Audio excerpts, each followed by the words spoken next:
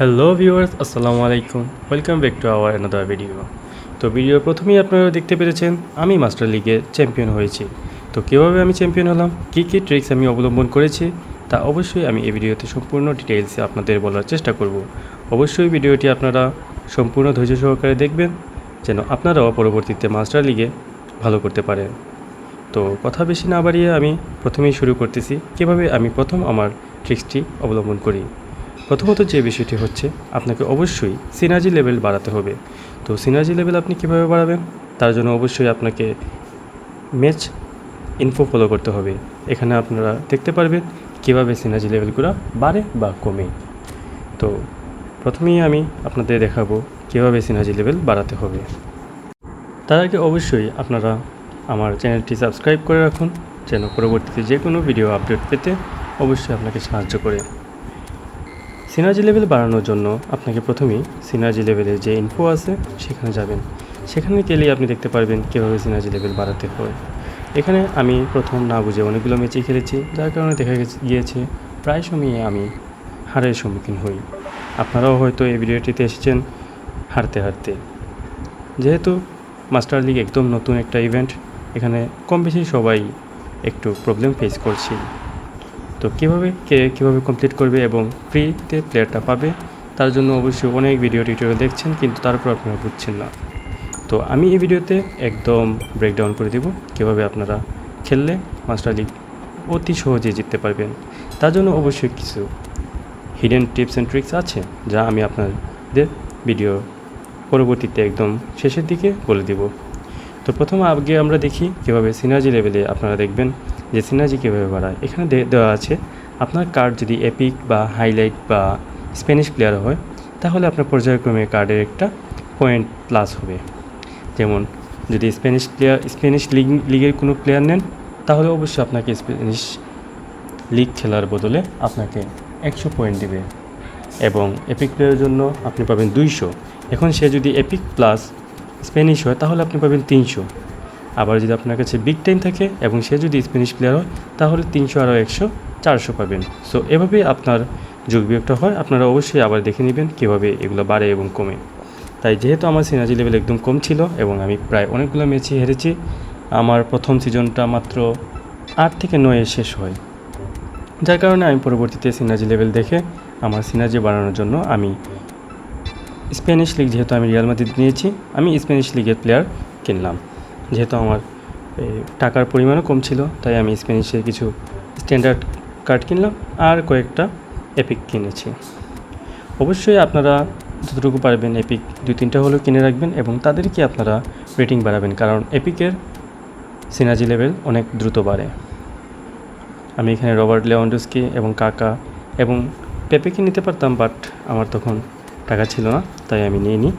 আমি তার বদলে কিছু হাইলাইট প্লেয়ার, কিছু স্ট্যান্ডার্ড আর কিছু পেস প্লেয়ার নিয়েছি। তো আপনারাই এভাবে সাজাবেন আপনাদের টিম। সাজালে আমার মনে হয় আপনাদের সিনার্জি লেভেল অনেকাংশেই বেড়ে যাবে। আমার প্রায় 9000-এর কাছাকাছি চলে গিয়েছিল, যা মোটামুটি আপনাকে লিগ জিততে অনেকটাই সাহায্য করবে। যদিও কয়েকটা ম্যাচ আপনি হারবেন, তবুও আপনি সহজেই জিততে পারবেন আমি আশা করছি।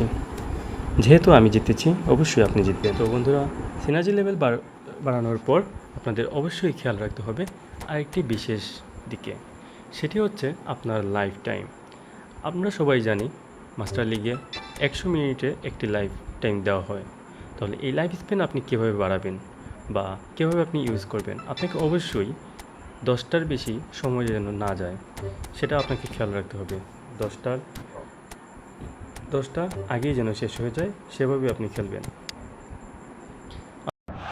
তৃতীয় যে টিপসটি, সেটা হচ্ছে আপনাকে অবশ্যই প্লেয়ারের অটো পিক প্লেয়ার্সে গিয়ে আপনাকে দেখতে হবে কোথায় আপনার সিনার্জি লেভেল বাড়ে। কখনো আপনি স্ট্যামিনা দিয়ে খেলবেন, কখনো আপনি হাইস্ট রেট দিয়ে খেলবেন। এটা সম্পূর্ণ আপনার উপর ডিপেন্ড করে। কিন্তু আমি যদি আপনাকে একটা ট্রিক্স দিই, সেই ট্রিক্সটি হচ্ছে আপনি যখন সিনার্জি লেভেল কম এরকম টিমের সাথে খেলবেন, তখন আপনি চেষ্টা করবেন যে আপনার সিনার্জি লেভেলটার জন্য কম থাকে। আপনি আপনার ভালো প্লেয়ারদের জন্য আপনি স্ট্যামিনাটা বজায় রাখবেন, যাতে পরবর্তীতে কোনো একটা হাইয়েস্ট রেটেড কোনো সিনার্জি লেভেল কোনো টিম হলে সেই টিমের বিপক্ষে, ধরেন বার্সেলোনা বা অ্যাটলেটিকো মাদ্রিদ, এরকম কোনো টিম পড়লে সেখানে সিনার্জি লেভেল তাদের বেশি থাকে, যার কারণে আপনাকেও ওই লেভেলের সিনার্জি পেতে হলে এবং প্লাস স্টেমিনা পেতে হলে আপনাকে অবশ্যই আপনার প্লেয়ারকে ওই ম্যাচের আগে রেস্ট দিতে হবে। যদি আপনি রেস্ট দিয়ে থাকেন তাহলে পরবর্তী ম্যাচে আপনি যখন তাদেরকে তুলবেন তারা একদম ফ্রেশ থাকবে এবং তাদের সিনার্জি লেভেলও ভালো থাকবে, তখন আপনি ইজিলি ম্যাচ জিততে পারবেন। অনেক সময় দেখা যায় আমাদের সিনার্জি লেভেল বেশি থাকে কিন্তু এরপর আমরা হারি।